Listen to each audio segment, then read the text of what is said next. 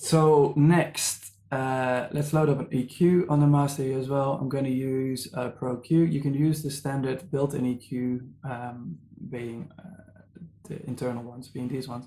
But I'm going to go for Pro Q, a little bit more precision. And it's nice to have also in this stage, especially a graphic EQ with an analyzer built in. So just turn that on to pre and post.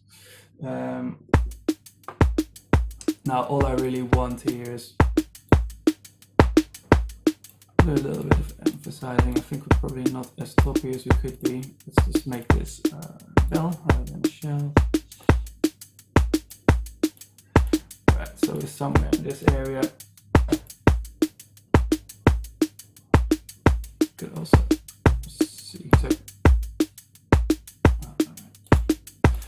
Need that, so that's just a little touch, obviously also when we start coming back to this project and keep on changing all the parameters, this EQ will be quite important, so we get consistent, and well EQ'd, well balanced beats coming out of here.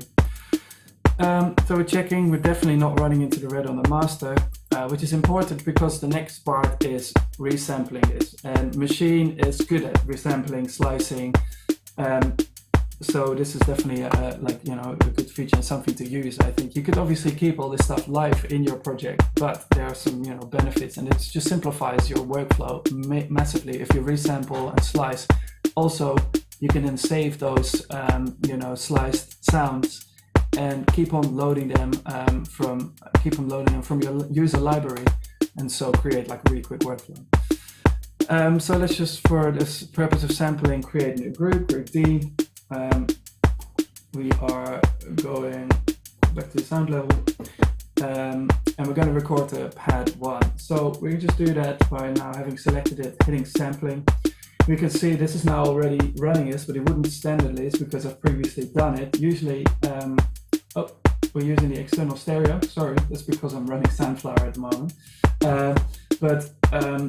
Normally this will be, your external inputs such as sound card inputs and whatnot. You can also do that mono now in 2.5. I don't know, if you might have a mono synth, something like that. Internal is what I want to do generally for what I'm doing right now, if you're not running to Soundflower. And that means that you can just record any of the channels or whatever inside of the project. But you can see here now, we can sort of have the different groups. On the master, I want the master, mode sync, length 1 bar, that's all good. So that means we can just hit start. And there we go. We have recorded the drums. So let's just solo this here. And now we would be able to listen to our recorded drums. Now this is just one long 1 bar sample, which isn't super useful, but we can slice it up. Now it has already very good slicing algorithm. Just navigate to the slicing page. We're going to go detect, nice and automatic, and then by turning up the sensitivity, we can see that it just slices everywhere we want it to slice. So when we are happy with that, with these sort of slicings, we could just apply this, choose a pad where we will put this new sampler, just choose pad 2, okay, sweet. So now in this pad, in pad 2, it's already automatically shifted to keyboard mode.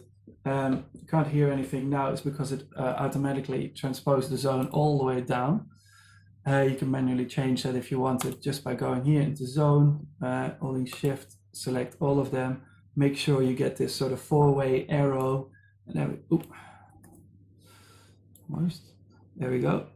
And now we will put them at C3, which is the standard mapping, obviously, also by going into your pad mode and navigating down a few octaves. We also have got it, but I quite like having my stuff at C3. It's just a little bit more straightforward.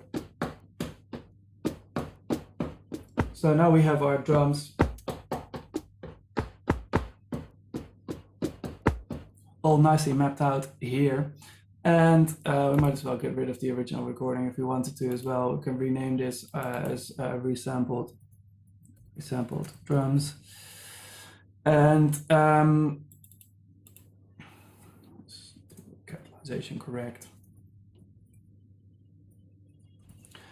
And at this moment already, we've got like a really useful kind of a new sound. We've got all of these sort of drums now into this one pad just mapped out over the keyboard.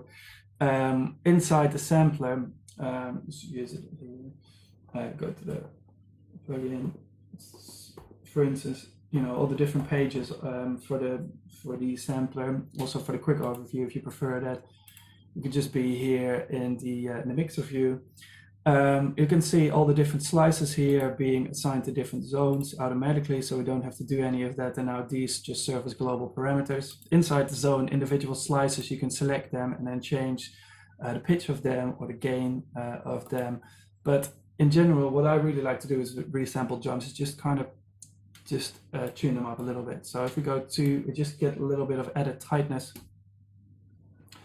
And obviously I'm hitting play here, but I haven't actually programmed anything yet.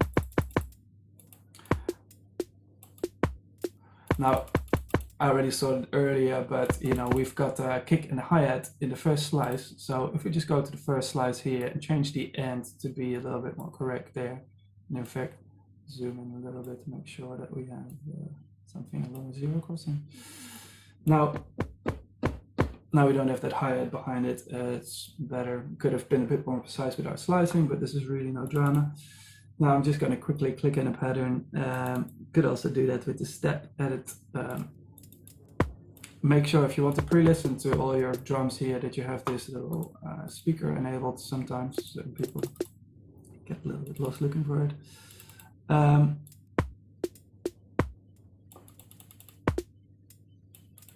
That's a pretty decent sounding hi-hat.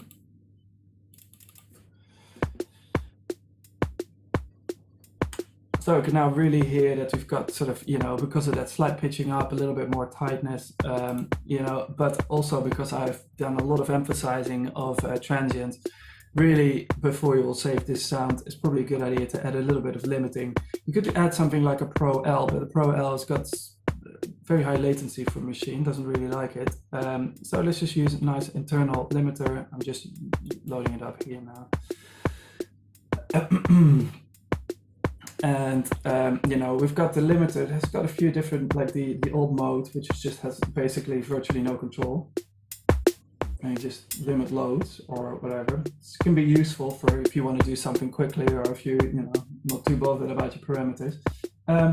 Transparent here. We've got at least a little bit of control over our release time, and we'll bring this back to the ceiling. You can hear it's a little slightly more sophisticated algorithm, but there you go. So now we've got a fairly nicely limited to 0, as you can see here, setup. Inside of the sampler. Obviously, now that we have resampled as well, very quickly, we can just do like any kind of filter sweeps, just set them up, do some enveloping on it and saturation, which can be quite nice, especially the drum break that we've made here. It was light and fairly timid, so just a little bit of saturation at this point already. Quite useful tool to be added. Now at this point, when you've got sort of your drums here that you like in this way, right click, go save as. And then, you can give this your resampled drums. And then inside here, clicking on your user library, you can go to sounds. And now you can see they just appear here. Boom, next time you chuck them in any project, you go, that break I made recently, that would work in here. And, you start building up your own completely from scratch set of drum breaks that you've made. And obviously by the time this is starting to fill up, you'll have a lot of versatility, and also you'll be very quick and unique sounding compared to if you were just using straight samples from packs. So that's definitely inside of Maschine my approach to making drums.